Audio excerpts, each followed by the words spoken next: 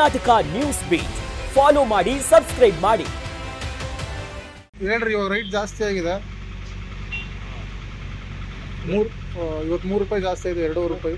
3 ರೂಪಾಯಿ ಜಾಸ್ತಿ ಆಗಿದೆ. ಮತ್ತೆ ಇವತ್ತು ಇದು ಡೀಸೆಲ್ಲು, ಪೆಟ್ರೋಲು ಎಲ್ಲವ. ಈಗ ನಮ್ಮಂಥ ಕೂಲಿಗಾರರು ಏನು ಮಾಡಬೇಕು, ಎಲ್ಲಿ ಇದು ಮಾಡಬೇಕು, ಒಂದೊಂದು ಗಾಡಿ ಮಡಿಕೊಂಡು ನಾವು ಹೆಂಗೆ ಇದು ಮಾಡಬೇಕು, ಏನು ಮಾಡೋದು? ಯಾರು ಇದಕ್ಕೆ ಮನ್ಸಕ್ಕಿಲ್ಲ, ಏನು ಮಾಡೋದು? ಎಲ್ಲವ ಈ ಗೌರ್ಮೆಂಟು ಹಿಂಗೆ ಮಾಡಿ ನಮ್ಮ ಬಾಡುವ್ರ ತಲೆ ಮೇಲೆಲ್ಲ ಹೊಡಿತಾವ್ರೆ, ಟ್ಯಾಕ್ಸ್ ಹಾಕಿ ಏನು ಮಾಡೋದು ಸಹ? ಬಡವ್ರಿಗೆ ನ್ಯಾಯ ಸಿಗಲ್ಲ ಅಂತಿಲ್ಲ.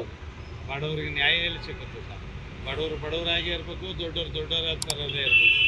ಎಲ್ಲ ಹೊಡ್ಕೊಂಡು ತಿನ್ಕೊಂಡು ಮಜಾ ಮಾಡ್ಕೊಂಡು ಅವರೇ ಟ್ಯಾಕ್ಸ್ ಎಲ್ಲ ನಮ್ಮ ತಲೆ ಮೇಲೆ, ಬಡವ್ರ ತಲೆ ಮೇಲೆ ಹಾಕಿ ಸಾಯಿಸ್ತಾವ್ರೆ.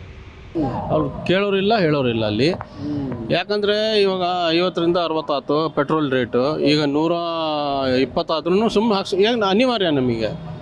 ಅವ್ರು ಹೇಳ್ತಾರೆ, ಪ್ರಧಾನಮಂತ್ರಿ ಅವರು ಏನು ಹೇಳ್ತಾರೆ, ನೀವು ಪಬ್ಲಿಕ್ ಟ್ರಾನ್ಸ್ಪೋರ್ಟ್ ಯೂಸ್ ಮಾಡಿರಿ ಹೀಗೆ ಅಂತ. ಪಬ್ಲಿಕ್ ಟ್ರಾನ್ಸ್ಪೋರ್ಟ್ ಎಲ್ಲೆಲ್ಲಿಗೂ ಹೋಗುತ್ತೆ, ಎಲ್ಲಿ ಅಷ್ಟು ಮಾತ್ರ ನೀವು ಲಿಮಿಟೇಷನ್ ಇದೆ. ಈಗ ನಾವು ಬೇರೆ ಕಡೆ ಹೋಗೋರಿದೆ, ಅಲ್ಲಿ ಪಬ್ಲಿಕ್ ಟ್ರಾನ್ಸ್ಪೋರ್ಟ್ ಇಲ್ಲ, ಏನು ಮಾಡಬೇಕು? ನಾವು ಸ್ವಂತ ಖರ್ಚಿಂದ ಹೋಗಲೇಬೇಕು, ಮಾಡಲೇಬೇಕು. ಅದು ಇಲ್ಲ. ಬಂಗಾರ ಖರೀದಿ ಮಾಡಬೇಡ್ರಿ ಅಂದರು.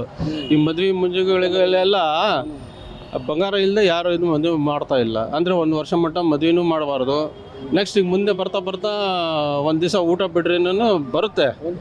ಅಲ್ಲಲ್ಲ, ಒಂದು ದಿವಸ ಊಟ ಬಿಡ್ರಿ ಅಂತಲೂ ಬರುತ್ತೆ. ಆ ಊಟನೂ ಬಿಟ್ಟು ಆಮೇಲೆ ಬರ್ತಾ ಬಟ್ಟೆನೂ ಹಾಕ್ಬೇಡ್ರಿ ಅಂತ ಹೇಳ್ತಾರೆ. ಬಟ್ಟೆ ಬಿಟ್ಟು ಬರೀ ಬೆತ್ತಲ ಅಡ್ಡಾಡ್ತಾ ಇರ್ಬೇಕು.